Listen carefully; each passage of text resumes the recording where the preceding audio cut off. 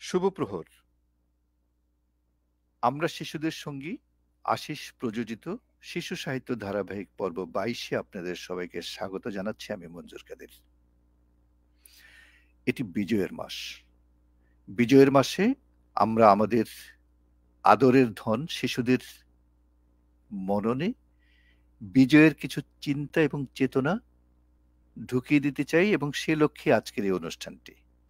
আমরা চাই আমাদের শিশুরা শুদ্ধ চিন্তা করুক, নির্ভীকভাবে মাথা উঁচু করে বড় হোক, মুক্ত বুদ্ধি নিয়ে বড় হোক।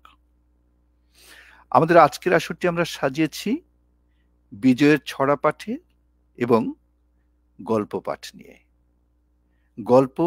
সবগুলি গল্প সংকলন করেছেন, নির্বাচন করেছেন এবং শিশুদের নির্বাচন করেছেন আমাদের আজকের গল্প দিদি তামান্না তিথি। তিনি কল্পরেখার একজন কর্ণধার এবং শিশুদের নিয়ে কাজ করেন। আর আমরা যেটা করেছি আজকে সেটি হলো আমরা সমসাময়িক কয়েকজন আধুনিক ছড়াকারের, স্বদেশপ্রেমী কয়েকজন ছড়াকারের কাছ থেকে বিজয়ের ছড়া সংগ্রহ করেছি। সেই ছড়াগুলি আমাদের শিশু শিল্পীরা আজকে আবৃত্তি করবে। আমি প্রথমে পরিচয় করিয়ে দিতে চাই। আমি পরিচয় করে দিব আমাদের গল্প দিদি তামান্না তিথিকে। তামান্না তিথি, কেমন আছেন বলুন? খুব ভালো। কি বিজয় মাস, আমাদের আনন্দের মাস, একই সাথে বেদনার মাস। আর শিশুদের নিয়ে আমরা শিশুদের সঙ্গে আশিস যে কাজটি করছে, সারা পৃথিবীর শিশু মানে বাংলা ভাষাভাষী শিশুদের এক করার চেষ্টা এবং বাংলার যে সংস্কৃতি সাহিত্য এর চর্চার যে ধারাবাহিকতা, এর জন্য ধন্যবাদ জানাই। আজকে এই আসরে যুক্ত হতে পেরে আমার খুব ভালো লাগছে। সবার জন্য শুভ কামনা এবং আমি আশা করছি আমরা ছোটরা বড়রা সবাই মিলে একটু ভালো সময় কাটাবো। অনেক ধন্যবাদ আপনাকে। অনুগ্রহ করে আপনি এসেছেন আশিসের অনুষ্ঠানে, এই জন্য আপনার প্রতি আমাদের কৃতজ্ঞতা। আমরা এবারে আমন্ত্রণ জানিয়েছিলাম তাহরিনা প্রীতিকে। তাহরিনা প্রীতি নিউ ইয়র্ক শহরের একজন খুব সম্মানিত আবৃত্তিকার। নিউ ইয়র্ক শহরে বেশ কয়েকজন কবিতার মেয়ে আছেন, এর মধ্যে তাহরিনা প্রীতি অন্যতম। প্রীতি, আপনি কেমন আছেন? ভালো আছেন? হ্যাঁ, আনমিউট করে কথা, যে যখন কথা বলবেন আনমিউট করে কথা বলতে হবে। মঞ্জুর ভাই, আপনাকে ধন্যবাদ হ্যাঁ, আজকে হ্যাঁ। আমাকে এখানে আমন্ত্রণ জানানোর জন্য। খুবই ভালো আছি আমি এই মুহূর্তে। আমার সব কচি কচি মুখগুলো দেখে খুব ভালো আছি। আপনাকেও ধন্যবাদ তাহরিনা প্রীতি। এবারে আমি পরিচয় করিয়ে দিচ্ছি আমাদের ছোট্ট বন্ধু রিদম আনান ফারাবির সাথে। ফারাবি, কেমন আছো বলো?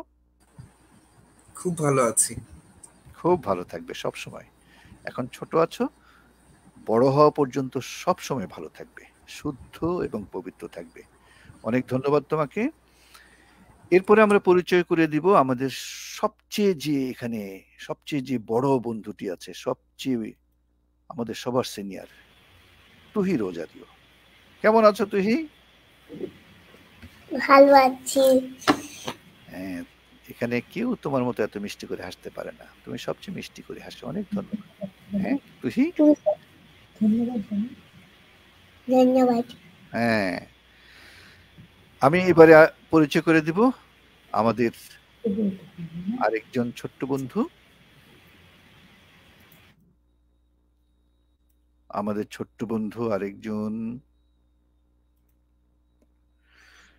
অদ্রিতা ভদ্র মিষ্টু। মিষ্টু, কেমন আছো? এই তো ভালো আছি। সবার পরিচিতি হলো। সুধীমণ্ডলী, আপনারা জানেন যে আমরা শিশুদের সঙ্গী আশিস শিশুদের জন্য এই অনুষ্ঠানটি প্রযোজনা করে এবং প্রচার হয় প্রতি মাসের প্রথম শুক্রবার রাত 10টায় নিউ ইয়র্ক এবং কানাডার সময়, আর বাংলাদেশ সময় প্রতি মাসের প্রথম শনিবার সকাল 9টায়, আর ভারতে প্রতি মাসের প্রথম শনিবার সকাল 8:30টায়। সবসময় আপনারা আমাদের সাথে থাকেন, এই জন্য সকলের প্রতি আমাদের কৃতজ্ঞতা। আমরা চাই সারা পৃথিবীর সব শিশুদের সাথে একটি সেতু বন্ধ তৈরি করার জন্য, এবং শিশুরা যাতে নির্ভয়ে মাথা উঁচু করে মুক্ত বুদ্ধি নিয়ে বড় হতে পারে সেই চেষ্টা করা। আমরা পৃথিবীর যেখানেই আমাদের বাংলাভাষী শ্রেষ্ঠ লেখকরা আছেন তাদের রচনার সাথে আমাদের শিশুদের পর্যায়ক্রমে পরিচয় করিয়ে দিই, এবং আজকেও আমরা শিশুদের মুখে কিছু ছড়া পাঠ শুনবো এবং গল্প পাঠ শুনবো। আজকে আমাদের জন্য ছড়া লিখে পাঠিয়েছেন উৎপল কান্তি বড়ুয়া, পীযূষ কান্তি বড়ুয়া, সন্তোষ বড়ুয়া, মীর বরকত, রেবেকা ইসলাম, মুস্তাফিজুল হক এবং মামুন জামিল। সুধীমণ্ডলী, আমাদের আসরে আপনাদের সবাইকে স্বাগত জানাচ্ছি। আমি আজকের অনুষ্ঠানের গল্প দিদি তামান্না তিথিকে আমন্ত্রণ জানাচ্ছি এই আসরটি পরিচালনা করার জন্য। তামান্না তিথি। অসংখ্য ধন্যবাদ মঞ্জুর কাদের ভাই, যিনি শিশুদের সাথে শিশুদের মতো করে মিশতে চান, এবং এটি 22তম পর্ব, এবং এই 22তম পর্বে বলবো যে সব শিশুরা যারা অংশগ্রহণ করেছে তারা মনে করেছে একটি আপন জায়গায় তারা কাজ করছে, খুব নির্ভয়ে কাজ করার মতো একটি প্ল্যাটফর্ম এটি। তাদের ধন্যবাদ। আজকে তো আমরা ছড়া করবো, গল্প করব, আমাদের শিশুরাও গল্প বলবে, আমাদের ছোট্ট তুহি আছে, সেও গল্প শোনাবে। তার আগে আমি একটা ছোট ছড়া দিয়ে শুরু করছি। বলছিলেন যে সমসাময়িক যারা লিখছেন তারা লিখেছেন আজকের ছড়াগুলো আমাদের শিশুদের জন্য। সেই সাথে আমিও সন্তোষ বড়ুয়ার একটি ছড়া বিজয় মানে জেতা, তাই দিয়ে শুরু করছি। বিজয় মানে কেউ কেঁদেছে, কেউ হেসেছে, সেটাই আমার বিজয়। ডিসেম্বরে ক্ষোভের জ্বালা মেটাই। বিজয় মানে সবুজ বুকে মধ্যেখানে লাল, আমার বিজয় 1971 সাল। এখন আমার বিজয় মানে উদযাপনী সার, আমি কি আর খবর রাখি পুত্রহারা মার। এখন আমার বিজয় মানে একটি রঙিন দিন, যুদ্ধাহত বীরের বুকে ব্যথা ও চিনচিন। আমার বিজয় আমার থাকুক, কে কাকে দেয় ছাড়, আপোষ করে 71 কেউ পাবে না পার। অনেক বিজয় অনেক দেশে, আমার মতো কার, আমার বিজয় জয় বাংলা একটি পতাকার। এটি সন্তোষ বড়ুয়া, তার লেখা বিজয় মানে জেতা। আমরা আসলে জিতে গেছি, কিন্তু মনের মধ্যে যে কষ্টটি, সেই কষ্টটি আমাদের 30 লক্ষ প্রাণ যারা রক্ত দিয়ে এই স্বাধীনতা সবুজের বুকে লাল একটি বৃত্ত এঁকেছেন, আমাদের 2 লক্ষ মা বোনেরা যারা তাদের নির্যাতনের শিকার হয়েছেন, যারা নির্মমতার শিকার হয়েছেন, অনেক ত্যাগের বিনিময়ে, আর যিনি নেতৃত্ব দিয়েছেন আমাদের জাতির পিতা বঙ্গবন্ধু শেখ মুজিবুর রহমান, সকলের প্রতি শ্রদ্ধা জানাই। আমরা শিশুদের পক্ষ থেকে। তো আমরা শুরু করছি প্রথমে তুহির কাছে। তুহি রোজারিও, ছোট্ট বাবু, তুহি আমাদের কি শোনাবে আজকে?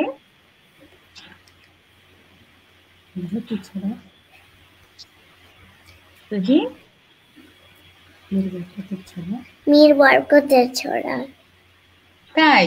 মীর বরকত, তুমি চেনো তাকে? কবিকে চেনো? হ্যাঁ, আমাদের কবিতা শেখায়। তোমাদের কবিতা শেখায়, আবার কবিতাও লেখে? বাহ, ঠিক আছে। মীর বরকত ভাই, যিনি আমারও গুরু, আমাদের ছোট বাবু তাদের সাথেও কাজ করছেন। আমাদের সৌভাগ্য যে এমন একজন গুণী মানুষ আমাদের ছোটদের বড়দের সবাইকে শেখাচ্ছেন এবং আবৃত্তি এবং বাংলা ভাষার চর্চাকে চারিদিকে ছড়িয়ে দিচ্ছেন। তুহি রোজারিও, তাহলে মীর বরকত ভাইয়ের একটি কবিতা। কি কবিতার নাম? সোনার দেশ। আচ্ছা, বল। সোনার দেশ লিখেছেন মীর বরকত। পূব আকাশে সূর্যি মামার লাল টুকটুক নতুন জামা, রঙিন হলো সারাটি দেশ, নামটি যে তার বাংলাদেশ। শেখ মুজিবুর জাতির পিতা ছিলেন তিনি দেশের নেতা, স্বাধীন হলো দেশটি আমার, মান রাখবো সবাই তাহার, হাত ধরে আজ আইজ তোরা সোনার দেশটি গর্ব মোরা। বাহ, সোনার দেশ গড়তে চাও, তাই না? সোনার দেশটা তুমি সেই সোনার দেশে কি করতে চাও? তুমি আজকে যে আমাদের বিজয়ের মাস, ডিসেম্বর মাস, তাই না? আমরা 9 মাস যুদ্ধ করে একটা বিজয় পেয়েছি। তো তুমি আমাদের কিছু এঁকে দেখা, মানে বলছিলে, হ্যাঁ, সবাই মিলেমিশে থাকতে চাই। সবাই মিলেমিশে থাকতে চাই, তাই তোমরা একসাথেই আছি। একটা ছবি দেখাবে বলছিলে, এঁকেছো কি আমাদের জন্য? এঁকেছি। দেখি তো তুই কি এঁকেছে। বাবা, এখন বলো তুমি কি এঁকেছো, তুমি নিজের মুখেই বলো। পতাকা, পতাকা আর দুটো পতাকা। পতাকা তাই? আর 3টি ফুল। এত বেশি বাহ সুন্দর হয়েছে যে আর কি বলবো। বাহ, খুব সুন্দর। এইভাবেই আমাদের ছোটদের মনে এই যে পতাকা, আমাদের বাংলাদেশের যে সুন্দর রূপটি, এটি প্রকাশ পায়।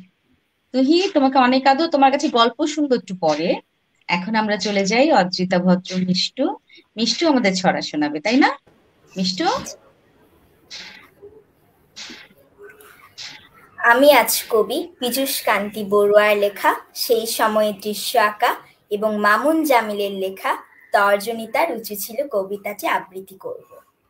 আমি প্রথমে পীযূষ কান্তি বড়ুয়ার লেখা সেই সময়ের দৃশ্য আঁকাটি করছি। সেই সময়ের দৃশ্য আঁকা। পীযূষ কান্তি বড়ুয়া।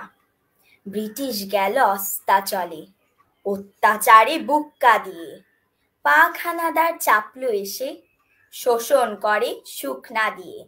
মায়ের ছেলে জাগলো খোকা, কণ্ঠে ঝরে বজ্রধ্বনি, তর্জনীতে দূর হলো সব দেশের যত বর্জ্য শনি। ৭১ মুজিব ছিল, মুখ জুড়ে যার মুক্তিবাণী, আর দাবায়া যায় না রাখা, অমর ছিল উক্তিখানি। তার সাহসের তরিবে লাল সবুজের পাই পতাকা, মুক্তি সেনার বুকের মাঝে সেই সময়ের দৃশ্য আঁকা। ডিসেম্বরের ১৬ তারিখ বাংলা মায়ের ভাঙল শিকল, বীর বিজয়ীর প্রাণোল্লাসে সকল অসুর হলো বিকল। এই পরের ছড়াটি করবে এখনই? হ্যাঁ, আচ্ছা। আমার পরের ছড়াটির নাম মামুন জামিলের লেখা তর্জনীতা রুচু ছিল। তর্জনীতা রুচু ছিল, মামুন জামিল। তর্জনীতা রুচু ছিল, দ্বিধা ছিল না, স্বাধীন দেশের স্বপ্ন ছিল, মিথ্যা ছিল না, মন্ত্র ছিল স্বাধিকারের, ভ্রান্ত ছিল না, ক্ষমতা কি মসনদে তার, টান্ত ছিল না, ৯টি মাসের যুদ্ধে সহজ যাত্রা ছিল না, লক্ষ প্রাণে রক্তে ঝরার মাত্রা ছিল না, বদ্বীপ ছিল, স্বাধীন নামক ফুল তো ছিল না, ফুটলো সে ফুল মালির হাতেই, ভুল তো ছিল না, বাগানটা ঠিক ফুলে ফুলে সাজতে দিল না, কুলাঙ্গাররা সেই মালিকে বাঁচতে দিল না। এই যে তর্জনী উঁচু করা ছিল, এই একজন মহান মানুষের কথা বলছো, উনি কে? উনি আমাদের বঙ্গবন্ধু শেখ মুজিবুর রহমান, আমাদের জাতির পিতা। হ্যাঁ, তো এই যে তুমি শেখ মুজিবুর রহমান আমাদের জাতির পিতা, তার কথা যখন ভাবো তখন কি তোমার সবচেয়ে বেশি মনে হয়? তাকে কেমন দেখতে মনে হয়? তার কি ছবিটা ভাসে তোমার কাছে? আমার কাছে ওই ৭ই মার্চের ভাষণের কথাটাই বেশি মনে পড়ে। তাই, ঠিক ওই ৭ই মার্চের একটা ভাষণ, একটা কবিতা হয়ে একটা পুরো বাংলাদেশের সাধারণ মানুষকে জাগিয়ে দিয়েছিল। তারপরে আমরা সাধারণ মানুষরা অসাধারণ হয়ে একটা যুদ্ধ করেছি, সেটা আমাদের মুক্তির সংগ্রাম, মুক্তির যুদ্ধ। খুব সুন্দর হয়েছে তোমার আবৃত্তি। তুমিও ধন্যবাদ। একটা ছবি দেখাবে, তাই না বলছিলে? হ্যাঁ, এঁকেছো? জি, দেখা, আমি এই ছবিটা এঁকেছি। দেখি ভালো করে স্ক্রিনে ধরো। কি তুমি এই ছবিতে কি কি তোমার কি মনে করে এই ছবিটা এঁকেছো তুমি? এখানে আমি বিজয় দিবসের ছবি আঁকার চেষ্টা করেছি। এখানে আমি একটি পতাকা দিয়েছি, অনেক পায়রা দিয়েছি। আচ্ছা, আমরা আচ্ছা, একটা তোমার এই হাততালি পতাকার একটা হাততালি মাঝখানে দিতে পারি। এত সুন্দর ছবি। পতাকার মাঝখানে যে একটা মানচিত্র, এই চিত্রটা তো এখন দেখা যায় না, তাহলে এই চিত্রটা তুমি কোথায় পেলে? এটা আমাদের জাতীয় পতাকা, আমাদের বাংলাদেশের প্রতীক। আমি বাঙালি হিসেবে নিজেকে অনেক গর্ববোধ করি। আচ্ছা, এটা আমরা সকলেই করি গর্ববোধ, তবে একটা সময় অর্থাৎ আমাদের স্বাধীনতা পরবর্তী সময়ে কিন্তু এই বিষয়টা ছিল যে পতাকার মধ্যে একটা যে মানচিত্রের ছবিটা ছিল, কিন্তু এখন সেটা নেই। এখন পরে সেই পতাকার মধ্যে শুধুই সবুজের মাঝে লাল বৃত্তটা থেকে গেছে, তখন আবার একটা সংস্করণ করা হয়েছিল। এই এই যে বাংলাদেশের বদ্বীপের একটা ছবি, এই ছবিটা যে আমাদের কাছে কত প্রিয়, সবার কাছে অনেক অনেক অনেক প্রিয়। যে আমরা আজকে সকলে আছি, আমরা শিশুদের জন্য আশিস, এবং এটি ধারাবাহিকভাবে শিশু সাহিত্য নিয়ে 22তম পর্ব এটি। আর এখানে প্রচারিত হচ্ছে আমাদের NRB নিউজ 24 ফেসবুক পেজ এবং ইউটিউব থেকে। আমাদের ওমর আলী আছেন, উনি সমন্বয় করছেন, আর মঞ্জুর কাদের ভাই আছেন, যিনি সার্বিকভাবে শিশুদের ভালোবেসে এই কাজটি চালিয়ে যাচ্ছেন। তো আমরা এবারে নিউ ইয়র্কে থাকেন যিনি বেশ ভালো সকলের মাঝে আবৃত্তি করে বেশ নাম করেছেন এবং ভালো করছেন, তিনিও আছে আমাদের মাঝে আছেন, তাহরিনা প্রীতি, তিনি আছে আমাদের ছড়া শোনাবেন।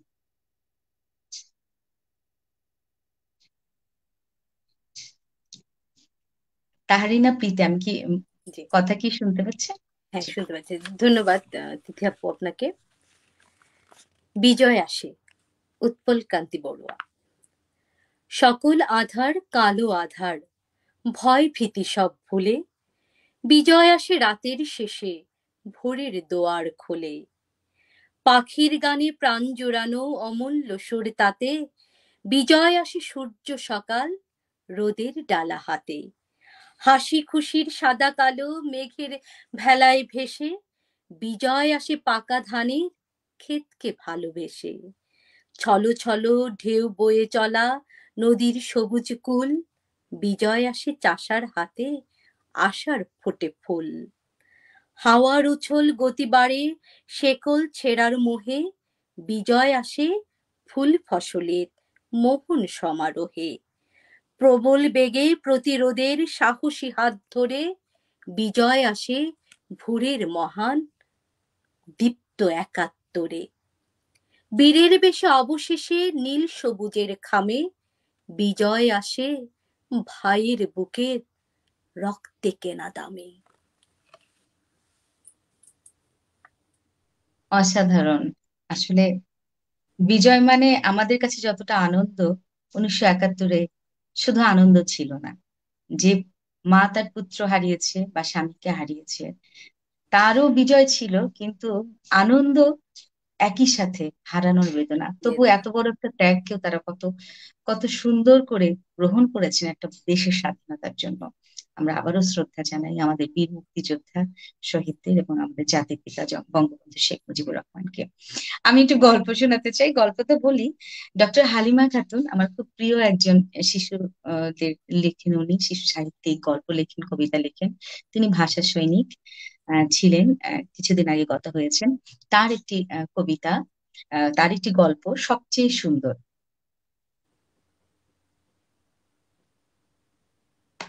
আমার কথা কি শুনতে পাচ্ছেন? আমার শুনতে পাচ্ছি, মোবাইলে সাউন্ড ঠিক আছে, সাউন্ড ঠিক আছে।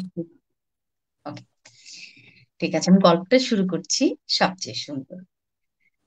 মুনিয়ার মা মুনিয়াকে নাম বলতে শিখিয়েছেন, কিন্তু শুধু নাম বলতে শিখলে তো হবে না, বাসার ঠিকানাটাও তাকে শেখানো দরকার।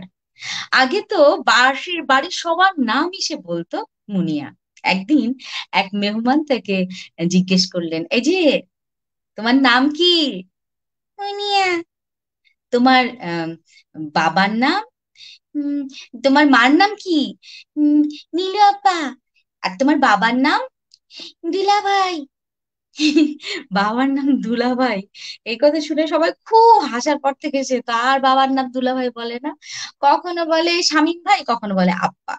মুনিয়ার আম্মা মানে আমাদের নীলু আপা একদিন বিকেল বেলা জামা কাপড় পরে তৈরি হয়ে ব্যাগটা হাতে নিয়ে যেই বেরোতে গেছেন, অমনি মুনিয়া তাকে ধরেছে। আম্মা, তুমি কোথায় যাও? আমি তোমার সাথে যাবো। বাবু, আমি একটু নিউ মার্কেটে যাচ্ছি কাজে, তুমি একটু বউয়ের সাথে খেলা করো, আমি এক্ষুনি চলে আসবো। আমি তোমার সাথে যাবো না। সোনামণি, আমি তোমার জন্য পুতুল আনবো, চকলেট আনবো, একটু থাকো। না, আমি তোমার সাথে যাবো না, আমি যেতে যাবো না। আচ্ছা বেশ, চলো। অগত্যা মা মুনিয়াকে সাথে নিয়ে নিউ মার্কেটের দিকে রওনা দিলেন। নিউ মার্কেটে সেদিন যা ভিড়! ঈদের মার্কেট কিনা, কোনো দোকানে ঢোকার জো নেই। ব্যস্ত বাবা মা ছেলে মেয়েদের হাত ধরে এই দোকান থেকে সেই দোকানে যাচ্ছেন, সেই দোকান থেকে আরেক দোকানে যাচ্ছেন। আর মুনিয়া যা দুষ্টু, এই এটা কি, আমার একটা সাইকেল কিনে দাও, আমাকে একটা ঘোড়া কিনে দাও, লাল বেলুন আমি দেবো, এইসব বায়নাতে সে মাকে অস্থির করে ফেললো। তারপর কোনো একটা ফাঁকে মায়ের হাত ফসকে অন্যদিকে চলে গেল। মা তো তা দেখতে পায়নি। আর মুনিয়া ওদিকে মাকে না পেয়ে কান্না শুরু করে দিয়েছে। তাকে কাঁদতে দেখে এক ভদ্রলোক বললেন, এই এই বাবু, তুমি কাঁদছো কেন? কি হয়েছে? তোমার নাম কি? আরে নাম বলবে কি, সে তো কেঁদেই অস্থির। ভদ্রলোক অনেক বুঝিয়ে শুনিয়ে তাকে শান্ত করে বললেন, "আহ, বলো বলো, তোমার নাম কি?" মুনিয়া। তোমার বাবার নাম কি? মুনিয়া। আহা, ঠিক করে বলো বাবা। আব্বা। আচ্ছা, ঠিক আছে, তোমার মার নাম কি? মুনিয়া।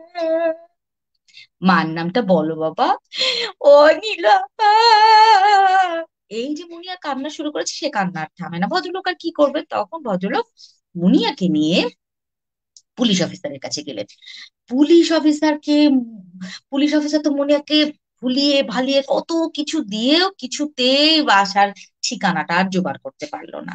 তখন আর কি করবে, তখন মুনিয়াকে জিজ্ঞেস করলো, আচ্ছা, তোমার মা দেখতে কেমন বলো তো? "হ্যাঁ, আমার মা আমার মা খুব সুন্দর।" ব্যাস, পুলিশ অফিসার তো মুনিয়াকে কোলে নিয়ে সুন্দরী মহিলা খুঁজতে লাগলেন। বেশ সুন্দরী এক মহিলার কাছে গিয়ে বললেন, এই যে বাবু, তোমার মা। বললাম না, আমার মা খুব সুন্দর। পুলিশ অফিসার এবারে মুনিয়াকে কোলে নিয়ে আরো সুন্দরী এক মহিলার সামনে যে উপস্থিত, বললেন, এই যে তোমার মা তো? না, আমার মা সবচেয়ে সুন্দর ও আম্মা। পুলিশ অফিসার তো করার কিছু নেই, তিনি তখন মাইকে ঘোষণা করে দিলেন, মুনিয়া নামের একটি মেয়েকে পাওয়া গিয়েছে। মুনিয়া নামের একটি মেয়েকে পাওয়া গিয়েছে, তার মা নীলু আপা পুলিশ বক্সে এসে নিয়ে যান। এমন সময় হাঁপাতে হাঁপাতে ছুটতে ছুটতে এক ভদ্র মহিলা, দেখতে বেশ খারাপ, রং কালো, উনি এসে দৌড়ে মুনিয়াকে জড়িয়ে ধরলেন। আর মুনিয়াও এক লাফে তার কোলে উঠে তার গলা জড়িয়ে ধরলো। আর পুলিশ অফিসারকে মুনিয়া কি বললো জানো? দেখেছো, এই যে এই যে আমার মা কত সুন্দর, আমার মা সবচেয়ে সুন্দর। গল্পটা এখানেই শেষ। গল্পটা বলার এটার আমার ভালো লাগে এই কারণে, আমাদের মা যারা আছেন, আহ, প্রত্যেকের মা প্রত্যেকের কাছে পৃথিবীর সবচেয়ে সুন্দর। মায়ের হাতের রান্না সবচেয়ে সুন্দর, মানে এটার কোনো তুলনা হয় না। এবং এই যে মাকে ভালোবাসা থেকেই আসলে মায়ের ভাষাটাকে ভালোবাসা শুরু হয়। মা, মাতৃভাষা, মাতৃভূমি, এই তিনকে না ভালোবাসলে কেউ আসলে ঠিক মানুষ হয়ে উঠতে পারে না। আমাদের এখানে যারা শিশুরা আছেন, তারা সবাই আমি জানি যে মায়ের চেয়ে আপন বা ভালোবাসা হয়তো কারোর কাছেই নেই। আমার আমার কিন্তু এই প্রসঙ্গে একটি কথা মনে পড়েছে। আমি একবার দেখেছিলাম যে একটি ছোট্ট শিশুটি কিন্তু প্রতিবন্ধী, বিশেষ বিশেষ শিশু। তাকে একবার ক্লাসে দুর্গার ছবি আঁকতে বলা হয়েছিল। তখন সে, তার তো আর অত ভালো আঁকার হাত নেই, কোনো রকম একটি মেয়ে মানুষের ছবি এঁকে সেখানে 10টা হাত দিয়ে, এক হাতে একটা বেলুন, আরেক হাতে একটা ঝাড়ু, এক হাতে একটা রান্নার জিনিস, আরেক হাতে একটা বাসন ধোয়ার জিনিস, এরকম 10 হাতে 10টা জিনিস দিয়ে নিচে লিখেছে মা। মানে তার চোখে, ওই বিশেষ যে শিশুটি, তার চোখে দুর্গা হলো তার মায়ের চেয়ে বড় আর কোনো দেবতা নেই। এটাই আসলে স্বাভাবিকভাবেই হওয়ার কথা। আমরা আমাদের শেকড়, আমাদের যা আছে, আমরা যদি মনে করি যে আমাদের দেশটা একটু গরিব দেশ, ওই বড় বড় দেশটা অনেক ভালো, কিন্তু আসলে নিজের দেশে যা শান্তি, যে তৃপ্তি, যে আনন্দ, মায়ের হাতের মাখানো খাবার যে আনন্দ, সেটা আসলে কোথাও পাওয়া যায় না। তো এটা আসলে সবারই দেশের প্রতি, মায়ের প্রতি ভালোবাসা থাকে। আমি শুধু গল্প বলবো না, গল্প তো আমাদের বন্ধুরা বলবে। আছে আমাদের হৃদম আনান ফারাবি, ও একটা গল্প শোনাবে। হৃদম। আমি লিও টলস্টয়ের লেখা নেকড়ে আর কাঠবিড়ালি গল্পটি করছি। এক কাঠবিড়ালি একদিন লাফাতে লাফাতে আচমকা এসে পড়ল। কোথায় বলো তো? এসে পড়লো একটা নেকড়ের মুখের কাছে। নেকড়ে ঝিম মেরে পড়েছিল। কাঠবিড়ালিকে দেখে তড়াক করে উঠে পড়ল, ধরলো তাকে খপ করে। কাঠবিড়ালি ভয় এতটুকু হয়ে গেল, হাত জোর করে বলল, দোহাই তোমার, ছেড়ে দাও আমায়। তার কাকুতি মিনতিতে নেকড়ের মন গলল। বলল, তোকে ছেড়ে দিতে পারি, তবে একটা কথার জবাব দে আগে। কি কথা বলো? তোরা কাঠবিড়ালিরা এত সুখী কেন? সব সময় ছুটছিস, খেলছিস, মনে যেন কোনো কষ্টই নেই তোদের। আর আমার মনে কোনো সুখ নেই কেন? বলল কাঠবিড়ালি। তোমার মনে দুঃখ কেন তা আমি জানি। বলো তবে, আগে আমায় ছেড়ে দাও, গাছের উপর গিয়ে উঠি, সেখান থেকে বলবো। কেন? তোমার সামনে ভয় করছে আমার। নেকড়ে তাকে ছেড়ে দিল। কাঠবিড়ালি এক ছুটে গাছে চড়ে বলল, শোনো নেকড়ে, তোমার মনে হিংসে আর হিংসে, তাই তোমার মনে সুখ নেই। আমরা কাঠবিড়ালিরা কারো অনিষ্ট করি না, তাই আমরা সুখী। কাঠবিড়ালির কথায় নেকড়ে মাথা নিচু করে চলে গেল। আমরা কি সুখী, আমরা যারা এখানে আছি? হৃদম, তুমি কি সুখী নাকি না? মানে আনন্দে থাকো নাকি অনেক কষ্টে থাকো? তার মানে তো মনে কোনো হিংসে নেই। লিও টলস্টয় ছোটদের জন্য বড়দের জন্য তো লিখেছেন, তার বড়দের গল্পগুলো বা উপন্যাসগুলো তো মুগ্ধ হবার মতো। ছোটদের জন্য ছোট ছোট করে যেই বোধের গল্পগুলো লিখেছেন মানে অসাধারণ লাগে। আমাদের বড়দের অনেক কিছু শেখায়। জানি না ছোটরা এখন বলছে সুখ নামে ওরা কিছু বোঝে কিনা। ওরা বোঝে হাসি, আনন্দ আর কান্না, দুঃখ, এতটুকুই বোঝে। কিন্তু সুখ অসুখ আমরা বড় হলে আমাদের বেশ বোঝা যায়। তো চমৎকার একটা গল্প। রিদম, তোমাকে অসংখ্য ধন্যবাদ। তুহিও আমাদের একটা গল্প শোনাবে বলছিল, তাই না? তুহি তুহি তুহি রোজারিও, হ্যাঁ, কি শোনাবে তুমি? পিঁপড়ে ও ঘুঘুর গল্প। বলো শুনি। পিঁপড়ে খুব পিপাসা পেল। সে গেল নদীর পাড়ে পানি খেতে। নদীতে ছিল ঢেউ। পিঁপড়ে নদীর পানিতে ভেসে গেল। গাছের ডালে ছিল একটি ঘুঘু। ঘুঘুটি ভাবলো, পিঁপড়েটাকে তো বাঁচাতে হবে। পিঁপড়ে ঘুঘু একটি পাতা নিয়ে পিঁপড়ের সামনে ফেলে দিল। পিঁপড়ে সাঁতরে পাতার উপর উঠে বসলো। ঘুঘু ঠোঁটে করে পাতাটা ডাঙায় এনে রাখলো। পিঁপড়ে প্রাণে বেঁচে গেল। পিঁপড়ে আর ঘুঘু বন্ধু। অনেক দিন পর এক শিকারী এলো নদীর পাড়ে। তার হাতে ছিল তীর ধনুক। সে ঘুঘুটাকে দেখলো গাছে বসে থাকতে। সে ঘুঘুর তীরে তীরটা তাক করলো। পিঁপড়ে সব দেখছিল। তখনই সে দিল একটি কামড় শিকারীর পায়ে, আর তখনই তীরটা নড়ে গেল আর ঘুঘুটা উড়ে চলে গেল। এভাবেই পিঁপড়ে তার বন্ধুর প্রাণ বাঁচালো। বাহ, তুহি, তোমার অনেক বন্ধু আছে না কম কম? অনেক আছে। কয়জন বন্ধু? 7 জন। 7 জন? ওরে বাবা। আমি সহ কয়জন? আমার তো আজকে তো আমি তোমার একটা নতুন বন্ধু হলাম নাকি?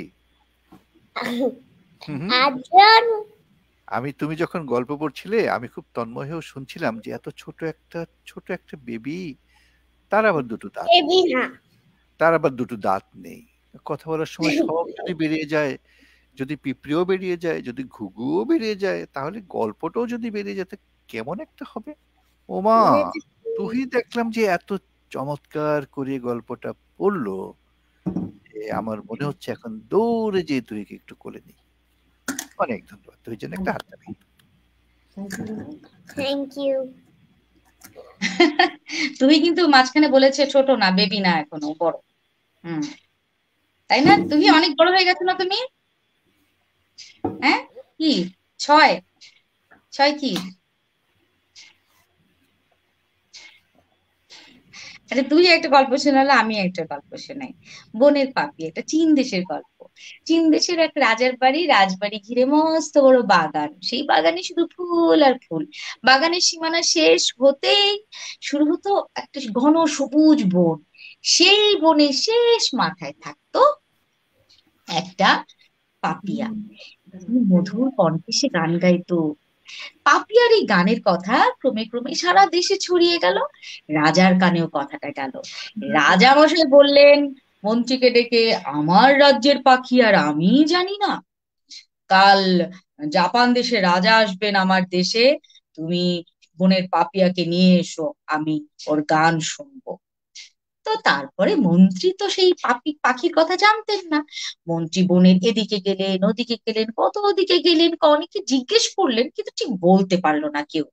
তারপরে শেষে ওই রাজবাড়ির পাকশালার এক ছোট মেয়ে, সে বলল, জানি জানি, আমি জানি, ওই বনের শেষ প্রান্তে থাকে আমার বুড়িমা, আমি সেখানে আমার প্রতিদিন সন্ধ্যাবেলা যাই তাকে দেখতে, সেখানেই আমি বনের পাপিয়ার গান শুনি। তখন মন্ত্রী মশাই চললেন সেই উম, ছোট মেয়েটির পিছু পিছু। মেয়েটি আগে আগে, মন্ত্রী সভাসদরা পিছন পিছন যেতে যেতে যেতে বনের একেবারে শেষ মাথায় এসে বড় একটা গাছের দিকে তাকিয়ে তখন বললেন, ওই দেখো, ওই যে পাপিয়া। সবাই দেখতে পেল সবুজ পাতার আড়ালে ধূসর রঙের সেই পাপিয়া বসে আছে। মন্ত্রী মশাই সেই পাখিকে ডেকে বললেন, শোনো, রাজা মশাই তোমাকে ডেকেছেন, কাল আমাদের জাপান দেশের রাজা আসবে, তুমি আমাদের রাজসভায় গান গাইবে।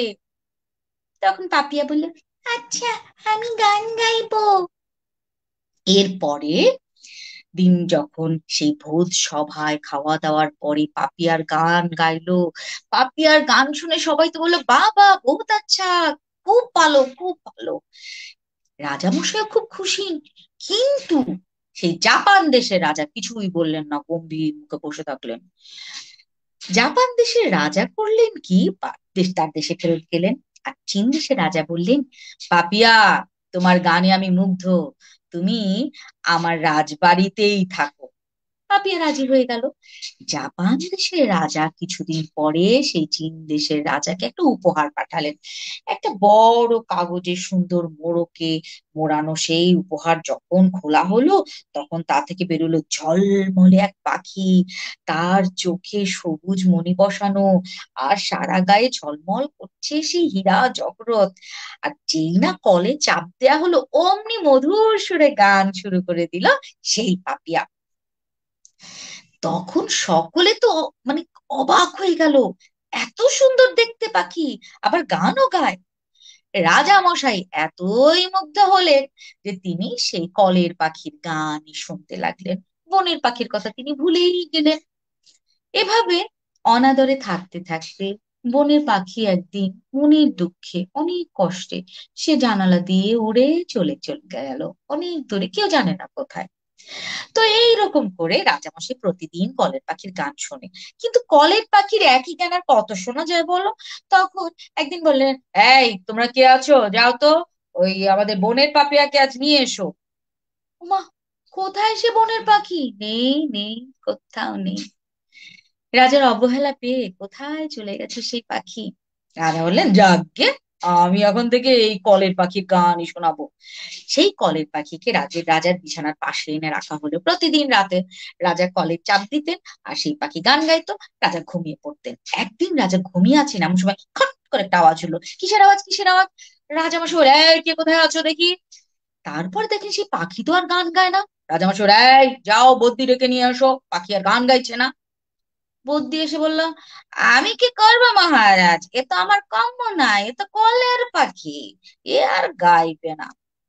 রাজামশাই বেশ চিন্তায় পড়ে গেলেন। তার কিছুদিন পর রাজার অনেক অসুখ, ভয়ানক অসুখ। কত বদ্যি কবিরাজ দেখানো হলো, কিন্তু কিছুতেই কিছু হলো না। কি করবেন তখন? রাজার চিন্তায় দেশের লোকরা সব অস্থির হয়ে গেল। রাজার তখন মনে হলো যে তিনি যদি সেই বনের পাপিয়ার গান শোনেন, তাহলে মনে হয় তার অসুখ ভালো হয়ে যাবে। রাজার হুকুমে সবাই সব দিকে ছুটলো বনের পাখিকে খুঁজতে। কিন্তু কোথায় সেই বনের পাখি? নেই, কোথাও নেই। রাজার আরো মন খারাপ হলো। ধীরে ধীরে রাজা একেবারে বিছানায় শয্যাশায়ী হয়ে পড়লেন। একদিন ভোরবেলা হঠাৎ কিচিমিচি কিচিমিচি আওয়াজ শুনে রাজার ঘুম ভাঙলো। রাজা বললেন, আরে, এ তো আমার সেই বনের পাপিয়া। তাকিয়ে দেখেন জানালায় বসে আছে সেই বনের পাখি। রাজামশাই বললেন, ওগো পাখি, কলের পাখি পেয়ে আমি তোমাকে অনাদর করেছি, তোমাকে আদর করিনি, তুমি তাই চলে গিয়েছিলে। তুমি এখন ফিরে এসো, আমি তোমার গান শুনবো। বনের পাখি বলল, শোনো রাজা, বনের পাখি, আমি বনেই থাকবো, উড়বো ওই মুক্ত নীল আকাশে। তোমার প্রাসাদে আমি থাকবো না, কিন্তু আমি রোজ এসে তোমায় গান শুনিয়ে যাব। এখন তুমি চুপ করে ঘুমাও, আমি গান গেয়ে তোমাকে ঘুম পাড়িয়ে দিই। সকালে যখন ঘুম ভাঙবে তোমার, দেখবে তোমার সব অসুখ সেরে গেছে। রাজা সেই বনের পাখির গান শুনতে শুনতে ঘুমিয়ে পড়লেন। সকালবেলা ঘুম থেকে উঠে রাজা দেখেন, ওমা, তার তোর কোনো অসুখ নেই। চারিদিকে এই সুখবর ছড়িয়ে পড়লো। সকলে ধন্য ধন্য করতে লাগলো। সকলে বলল, বনের পাখি কি আর কলের পাখির সাথে তার তুলনা হয়? ধন্য পাপিয়া, তুমি ধন্য। এইভাবেই তুমি আমাদের সকলের মনের অসুখ সারিয়ে দাও। যান্ত্রিক আমাদের এই জীবন, তারপরেও যন্ত্র থাকবে আমাদের নিয়ন্ত্রণে, কিন্তু যে কথাটি মানবিকতা, উষ্ণ স্পর্শ, নিজেদের মধ্যে আন্তরিক যে কথোপকথন, যে বন্ধন পারিবারিক, সেটি আসলে কখনো তুলনা হয় না। তার তুলনা কখনো কল বা যন্ত্র দিতে পারে না। আমরা যারা এখানে আছি, এই সময়ের ছোট ছোট আছি, তারাও যেন এমন থাকি। ভালোবাসা সবার জন্য। তো আমার বোনের পাপিয়ার গল্প তো বললাম। আমাদের মিষ্টু, অদ্রিতা ভদ্র মিষ্টু, ও আমাদের একটা গল্প শোনাবে। আমার গল্পের নাম জলপরি ও কাঠুরে। এক বনে বাস করত এক গরিব কাঠুরে। কাঠ বেচে তার সংসার চলতো। একদিন কাঠুরে নদীর ধারে কাঠ কাটছিল। হঠাৎ কুড়ালটি নদীতে পড়ে গেল।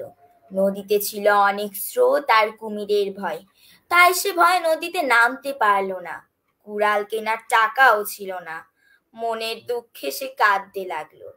এভাবে কিছুক্ষণ কেটে গেল। হঠাৎ নদী থেকে উঠে এলো এক জলপরি। বলল, তুমি কাঁদছো কেন? কাঠুরে বলল, আমার কুড়ালটা নদীতে পড়ে গেছে। জলপরি বলল, তুমি কেঁদো না, আমি দেখছি। জলপরি নদীতে ডুব দিল। কিছুক্ষণ পর উঠে এলো, হাতে একটা সোনার কুড়াল। বলল, এটা কি তোমার কুড়াল? কাঠুরিয়া ভালো করে দেখে বলল, না, এটা আমার না। জলপরি আবার ডুব দিল, নিয়ে এলো রূপোর কুড়াল। বলল, এটা কি তোমার? কাঠুরে বলল, না, এটাও আমার না। জলপরি আবার ডুব দিল, এবার নিয়ে এলো লোহার কুড়াল। বলল, এটা কি তোমার? কাঠুরিয়া দেখে বলল, হ্যাঁ, এটাই তো আমার কুড়াল। কাঠুরের সততা দেখে জলপরি খুব খুশি হলো। সে তাকে লোহার কুড়ালটি দিল। উপহার হিসেবে দিল সোনা ও রূপোর কুড়াল। তারপর সে পানিতে মিলিয়ে গেল। সোনা ও রূপোর কুড়াল বেচে কাঠুরে অনেক টাকা পেল। তার দিন কাটতে লাগলো সুখে। এই ঘটনা শুনে এক লোভী কাঠুরে এলো নদীর ধারে। কাঠ কাটছিল। ইচ্ছে করে কুড়ালটি নদীতে ফেলে দিল। তারপর মিছিমিছি কাঁদতে লাগলো। এবারের মতনও উঠে এলো জলপরি। সব কথা শুনে নিয়ে এলো সোনার কুড়াল। বলল, এটা কি তোমার কুড়াল? কাঠুরে দেখে বলল, হ্যাঁ, এটাই তো আমার কুড়াল। এ কথা শুনে জলপরির খুব রাগ হলো। চুপ করে নদীতে ডুব দিল। আর এলো না। সন্ধে নামলো। লোভী কাঠুরে সেখানেই বসে থাকলো। মনের দুঃখে বলল, লোভ করতে গিয়ে নিজের কুড়ালটাও হারালাম। মিষ্টু, যদি এমন হয় কেউ এসে তোমাকে বলে, তোমার খুব প্রিয় একটা জিনিস, তোমার অনেক দিনের স্বপ্ন, তুমি এটা নিলে, তোমাকে দিয়ে বললো যে এই দেখো, এটা তোমার ছিল, বোধহয় পড়ে গিয়েছে, তোমার, তুমি নিবে সেটা? হ্যাঁ, কারণ জিনিসটা তো ছিল আমার, তাহলে আমি নেব না কেন? আরে বুঝিনি, আমি বুঝাতে পারিনি, অনেক জটিল করে ফেলেছি। বলছিলাম, আচ্ছা মনে করো তোমার কাছে একটা আলাদিনের দৈত্য এসে বললো তুমি কি চাও, এখন তুমি কি চাইবে বলো তো? বললো হা আমি হা হা অনেক হা, আমি কি চাইবে? আমি অনেক অনেক গল্পের বই চাবো, কারণ আমার গল্পের বই পড়তে অনেক ভালো লাগে। আমাদেরও শুনে খুব ভালো লাগলো, কারণ এখন তোমরা যত বেশি গল্পের বই পড়বে, যত বেশি বই পড়বে, তত বেশি আমাদের আগামী বাংলাদেশটা আরো সুন্দর হবে, তাই না? ঠিক আছে, এরপরে আমাদের কবিতা আমরা শুনি, তাই না? আচ্ছা, আমি একটা কথা বলি এখানে। বলেন জি। হ্যাঁ, ওর কবিতা শোনার আগে এই যে আপনি যে একটা কথা বললেন যে আমরা বই পড়ে জানবো, আমার 4 লাইনের একটা ছড়া বলি। অবশ্যই। প্রতিদিন কত হয় এটা সেটা জানা, সবচেয়ে ভালো হলো বই পড়ে জানা। এর ওর কাছ থেকে শুনে শুনে জানাটা কখনোই ভালো না, সবচেয়ে ভালো হলো বই পড়ে জানা। আসলেই, মানে তবে কিছু মানুষ, অনেক বড় বড় অনেক মানুষ আছেন যারা নিজেকে জেনেও অনেক বড় হয়েছে। কেউ প্রকৃতিকে জেনে বড় হয়, অনেক বড় মানুষ হয়। কেউ নিজেকে জেনে বড় মানুষ হয়, কেউ বই পড়ে মানুষ হয়, কেউ নিজের জীবনের ধাক্কা খেতে খেতে অনেক বড় মানুষ হয়ে যায় শিখতে শিখতে। তো যে যেমন করে হয়, কিন্তু আমার মনের দিক থেকে শৈশবের বড় হয়। আমার জি। শৈশবের কথা আমার মনে আছে যে আমি যা কিছু শিখেছি হুম। এর বেশিরভাগই ছিল এর ওর কাছ থেকে শেখা। এর ওর কাছ থেকে শেখা, তার মানে বেশিরভাগই ভুলভাল শেখা।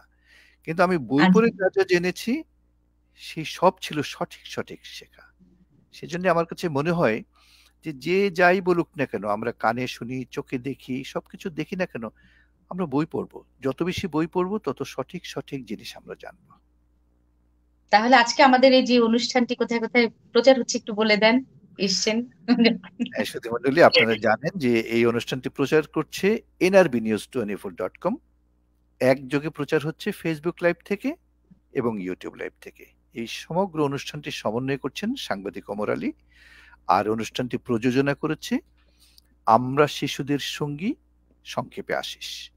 আশিসের অনুষ্ঠান nrbnews24.com এর মাধ্যমে প্রচার হয় প্রতি মাসের প্রথম শুক্রবার রাত 10টায়।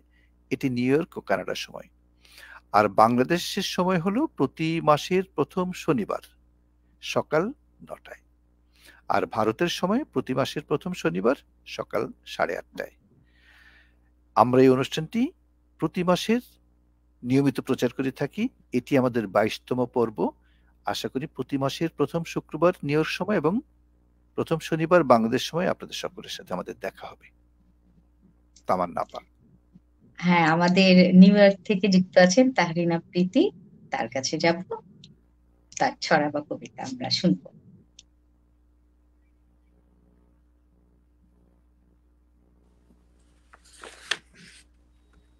পড়ছি যুদ্ধে যাব, রেবেকা ইসলাম।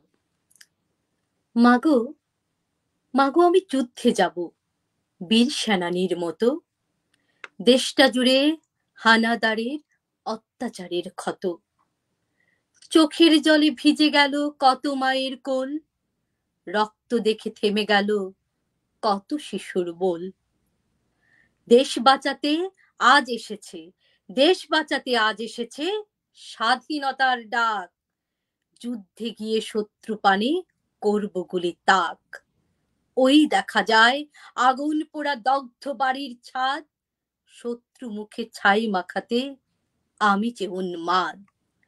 মাগো আমার রং তুলি কই, কোথায় আমার আঁকা পাতায় পাতায় একটি ছবি, এই দেশের পতাকা। পতাকা এক হাতে দিয়ে দাঁড়িয়ে এক ছেলে, এই ছেলেটা আমি যে মা, দেখো চক্ষু মেলে। মাগো তোমার কাজল পড়া চোখে কেন জল, কাজলা দিঘির জলের মতো কেমন টলমল। চক্ষু মুহে ওই দেখা যায়, চক্ষু মুছো ওই দেখা যায় মা, স্বাধীনতার টানে কত ছেলে চলে গেল যুদ্ধের ওই ময়দানে। মাগো আমি যুদ্ধে যাব, যুদ্ধে আমি যাবই মাগো, হব উতাল ঝড়। বয়স আমার 12 হবে আর কটা দিন পর। তখন আমি তখন আমি মানব না আর কোনো নিষেধ বাধা। হৃদয়টাকে শক্ত করে বন্ধ করো কাদা। বাহ!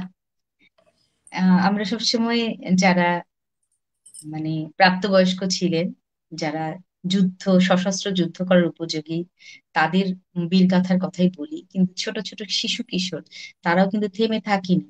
সেই সময়টা তারা যেভাবে পেরেছে, অর্থাৎ কেউ হয়তো মুক্তিযোদ্ধাদের পানি খাওয়া, খাবার দেয়া, কেউ হয়তো কোনো একটা খবর পৌঁছে দেয়া, এই কাজগুলো করেছে। কারণ মুক্তিযুদ্ধটা আসলে জনযুদ্ধ, একার কোনো যুদ্ধ কারো ছিল না, বা আমরা এতই প্রস্তুত ছিলাম না যেটা দিয়ে আমরা পাকিস্তানিদের একটা বড় মানে সজ্জিত একটি আহ, মানে সেনাবাহিনীকে পরাজিত করতে পারি। সকলের যুদ্ধ ছিল আমাদের এই মুক্তিযুদ্ধ, তাই আমরা জয়লাভ করেছি। মানে এই অসম্ভবটাই ছিল আমাদের কাছে একটা প্রাপ্তি, যেমন তেমনি এটা সত্যি অসম্ভব ছিল বাংলাদেশের স্বাধীনতা। আবারও শ্রদ্ধা জানাই বীর সকল যোদ্ধাদের, মুক্তিযোদ্ধাদের। শহীদদের। আমি একটু গল্প করছি, আমরা ফাঁকে ফাঁকে জেনে গল্প করছি, যদিও হয়তো গল্পগুলো ঠিক বিজয় মাসের সাথে বা মুক্তিযুদ্ধের সাথে যুক্ত নয়, কিন্তু মানবিক গল্পগুলো এমন যে অনেক সময় হয় না আমাদের অনেক কিছু সদা সত্য কথা বলিবে, কখনো কাহারও ক্ষতি করিবে না, এই বড় বড় বাণীগুলো আমরা ভেতরে কেন জানি ঢোকে না। একটা গল্প বললে কেন জানি মনে হয় আরে তাই তো, আমারও তো এমন হয়। এটা ছোটদের জন্য টিকটিকির গল্প করছি। বাড়িতে একটা ঘড়ি ছিল, ঘড়িটা বেশ বড়, ঘড়ির দুটো কাঁটা, একটা ঘন্টার কাঁটা, একটা মিনিটের কাঁটা। আর ঘড়ির পাশে টিকটিকির একটা ছোট্ট ঘর ছিল, সেখানে দুটো টিকটিকি থাকতো, একটা বড় টিকটিকি, একটা ছোট টিকটিকি। তো যখন একটা বাজতো ঘড়ি ঘড়ি তখন বলতো ঢং, যখন দুটা বাজতো তখন ঘড়ি বলতো ঢং ঢং, তিনটা বাজলে ঘড়ি বলতো ঢং ঢং ঢং। ঘড়িটা যখন বলতো ঢং, টিকটিকি বলতো ঠিক। ঘড়িটা যখন বলতো ঢং ঢং, টিকটিকি বলতো ঠিক ঠিক। ঘড়িটা যখন বলতো ঢং ঢং ঢং, টিকটিকি বলতো ঠিক ঠিক ঠিক। একদিন ঘড়িটা তো বন্ধ হয়ে গেল, ঘড়ি আর বাজে না, ঘড়ি বাজে না, তাই টিকটিকিও আর টিকটিক বলে না। দিন হয় না, রাত হয় না, সকাল হয় না, দুপুর হয় না, কোনো কিছুই ঠিক মতো চলে না, আর টিকটিকি খালি ঘুমায় আর ঘুমায় আর ঘুমায়। মা বললেন কি সর্বনাশ, বাবা বললেন মহা বিপদ। ছোট্ট খুকুমনি বলল বিপদ কিসের, চাবি দাও, ঘড়ি চলবে। দাদা এলো, চাবি দিল, ব্যাস ঘড়িটা তো আবার চলা শুরু করলো। আর তখন বাজে বিকেল 5টা। ঘড়িটা বলে উঠলো ঢং ঢং ঢং ঢং ঢং। আর টিকটিকি তখন ঘুম ভেঙে গেল, সে তড়াক করে লাফ দিয়ে উঠলো। টিকটিকি বলে উঠলো ঠিক ঠিক ঠিক ঠিক ঠিক। আর যেই না লাফ দিয়েছে টিকটিকি, অমনি তার লেজটা গেল খসে, লাফাতে শুরু করলো। টিকটিকি তো ভীষণ ভয় পেয়ে গেল। টিকটিকি পিছনে ফিরে দেখে ওমা, যে লেজটা লাফাচ্ছে সেটা তো তার নিজেরই লেজ। এমন সময় ঘড়ি বলল ঢং ঢং ঢং ঢং ঢং ঢং। টিকটিকি বলল ঠিক ঠিক ঠিক ঠিক ঠিক ঠিক। আর ছোট টিকটিকি তখন ছড়া গান করলো, বলিছে সোনার ঘড়ি টিক টিক টিক, যা কিছু করিতে আছে করে ফেলো ঠিক। সময় বহিয়া যায় নদীর স্রোতে, প্রায় যে জন না বোঝে তার এদিক শতধিক। বলিছে সোনার ঘড়ি টিক টিক টিক, বলিছে সোনার ঘড়ি টিক টিক টিক।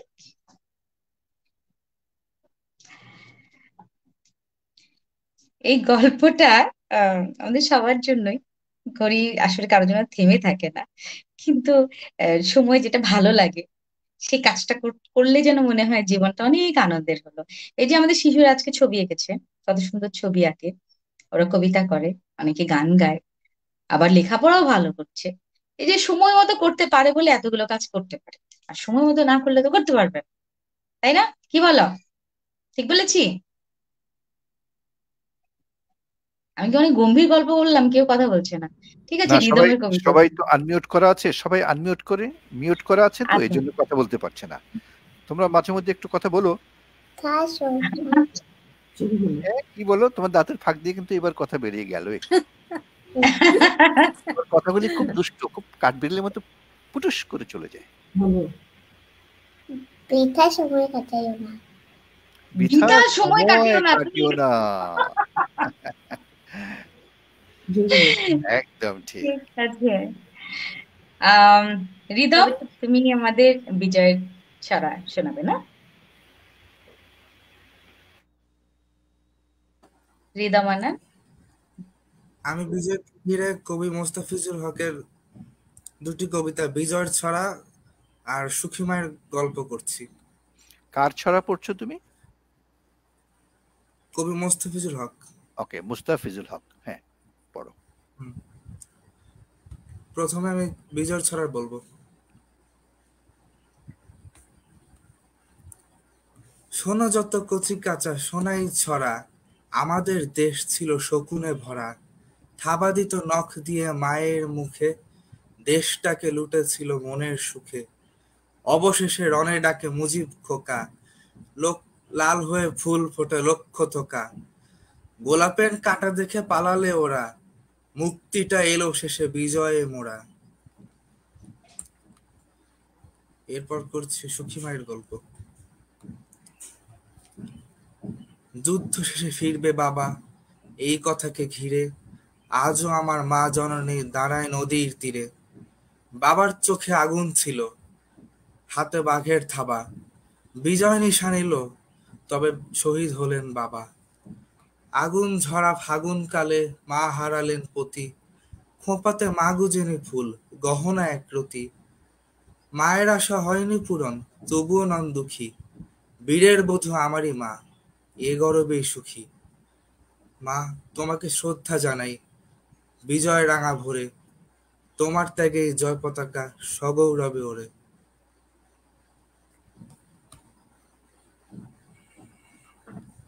আমরা বলছিলাম যে আসলে এই জনযুদ্ধের মধ্যে যে যারা যুদ্ধ করেছেন, সশস্ত্র যুদ্ধ করেছেন, তারা সম্মুখে ছিলেন, কিন্তু পরিবারের সকলে মিলেই আসলে এই যুদ্ধটা করেছে। তো অসম্ভব সুন্দর কবিতা, খুব ভালো লাগলো। আজকে আসলে এই বিজয়ের মাসে আমাদের যেহেতু 50 বছর হয়ে গেছে, একটা সময় ছিল তখন মুক্তিটা বড় কথা ছিল, যে আমাদের এখন মুক্ত হতে হবে। মুক্ত হওয়ার পরে মনে হয়েছে এখন তো দেশ একদম ভেঙে পড়া একটা দেশ, সব লুটে ফুটে নিয়ে গেছে সবাই, এখন এই দেশটাকে একটু দাঁড় করাতে হবে। আর এখন 50 বছর পরে আমরা যারা এই যে তুহির মতো আছে, মিষ্টুর মতো আছে, রিদমের মতো আছে, যারা ভবিষ্যতে এই দেশটার হাল ধরবে, তাদের ভাবতে হবে কিভাবে ছড়িয়ে দেবো এই বাংলাদেশের আলোটা চারিদিকে। তো খুব চমৎকার। আমি একটা গল্প বলবো, এরপরে আমরা মঞ্জু ভাইয়ের কাছে চলে যাব। ছোট্ট একটা গল্প, সেটা হলো ঈগল আর বনমুরগি গল্প। বড় একটা পাহাড়ের উপরে একটা ঈগল পাখির বাসা। বাসায় ঈগলের 4 ডিম। প্রতিদিন সকালে ঈগল উড়ে উড়ে দূরে চলে যায় খাবারের খোঁজে। একদিন যখন ঈগল বাড়িতে নেই, তখন হঠাৎ প্রচন্ড একটা ভূমিকম্প হলো, আর ভূমিকম্পে ঈগলের বাড়ি থেকে 4টা ডিমের মধ্যে একটা ডিম গড়াতে গড়াতে গড়াতে গড়াতে এসে পড়লো পাহাড়ের নিচে একটা বন মুরগির বাড়ির ভেতরে। বন মুরগি সেই ডিমটাকে নিজের ডিম মনে করে তাতে বসে আচ্ছা মতো তা দিল। যথাসময়ে সেই ডিম থেকে একটা ছানা বেরোলো। সেই ঈগলের ছানা তখন বন মুরগির ছানার সাথে বড় হতে লাগলো। সে তো বন মুরগির ছানাদের মতো ওই খুঁটে খুঁটে খুঁটে খুঁটে খাবার খায়, কক কক কক কক কক কক কক কক করে ডাকে। এভাবে ঘুরে বেড়াতে বেড়াতে একদিন ঈগল ছানা দেখলো কি আকাশে অনেক ঈগল পাখি ওড়াউড়ি করছে। এই দেখে তারও খুব উঠতে ইচ্ছে করলো। বাড়িতে এসে মাকে বলল, আর মা মুরগি তখন বললো, কক কক কক কক কক, বোকা ছেলে, চাইলে কি ওরা যায় নাকি? যায় না। মুরগিরা কি উঠতে পারে? পারে না। তুই তো আমার ছেলে মোরগ, তুই কি করে উঠবি? যা যা, এসব বাজে চিন্তা করতে হয় না বাবা, যা যা খেলা কর গে। এমনি ভাবে ঈগলের অনেক পাখিদের ওড়াউড়ি দেখে বারবার মনে হতো একটু আকাশে যদি উঠতে পারতাম। কিন্তু মা মুরগির কথা বিশ্বাস করে সে আর কোনোদিন ওড়ার চেষ্টা করলো না, তাই কোনোদিন উঠতে পারলো না। এভাবে ঈগল ছানা একদিন বড় হলো, তারপর সে এক সময় মারাও গেল। মৃত্যুর আগেও ঈগল জানতে পারলো না সে ছিল ঈগল, পাখির রাজা ঈগল। তার জন্ম হয়েছিল আকাশটাকে জয় করবার জন্য, আকাশের অনেক উঁচুতে উঠবার জন্য। কিন্তু চেষ্টা করলো না বলে সে জানতেই পারলো না তার ভেতরের ক্ষমতা কতখানি। আমাদের যারা শিশুরা আছে তারা নিজেকে জানুক, নিজে জেনে বিশ্বাস করুক তার ক্ষমতা কতখানি, অনেক অনেক অনেক উপরে ওঠার। সেই উপরে ওঠাটা হয়তো অন্যের চোখে অনেক উপরে ওঠা না, কিন্তু নিজের আনন্দ করে বেঁচে অনেক বড় হবার, যেটা ভালো লাগে সেই কাজটা করার মতো বড় তারা হবে, নিজেকে আবিষ্কার করবে, সেটাই আশা করি।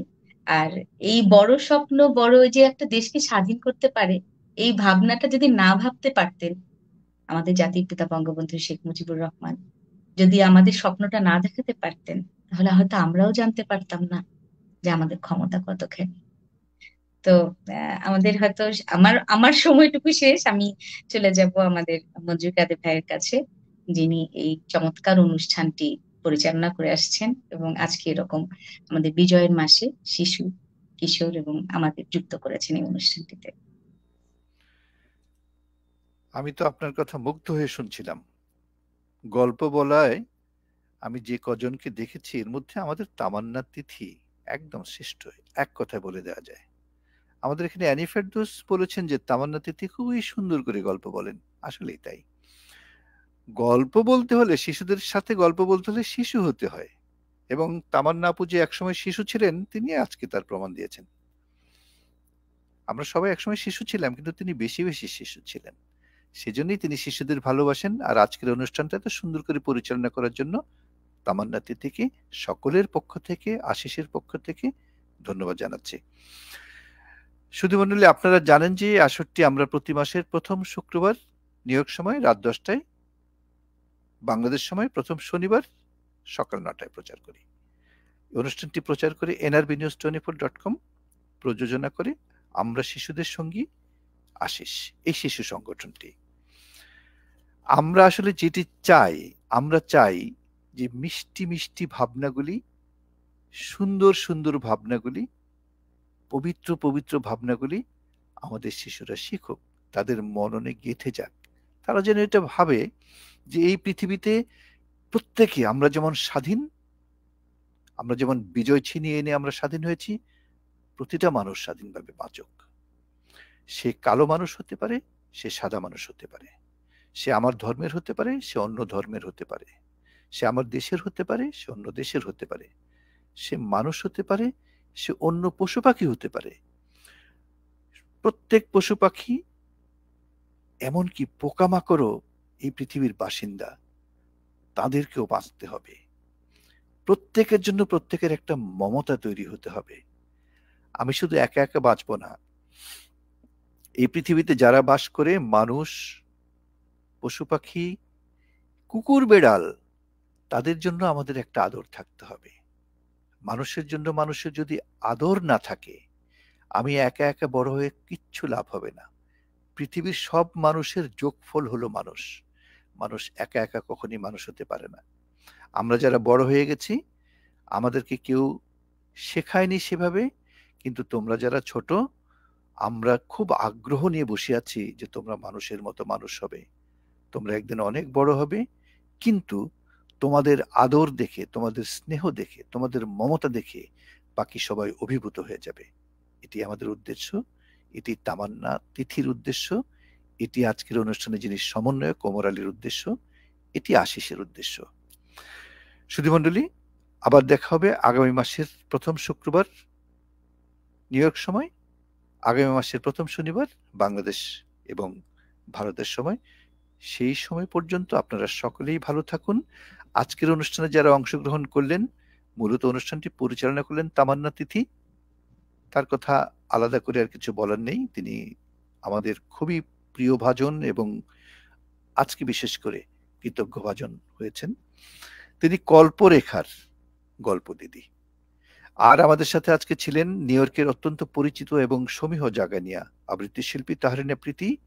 আর ছোট্ট ৩ জন বন্ধু ছিল আমাদের সাথে, রিদোমানান ফারাবি, আলেকজান্দ্রা তুহি রোজারিও এবং অদ্রিতা ভদ্র মিষ্টু। আর আমাদের জন্য আজকে বিজয়ের ছড়া লিখে পাঠিয়েছেন যে কবিরা, যে ছড়াকাররা, তারা এই যুগের দেশপ্রেমিক শ্রেষ্ঠ ছড়াকার।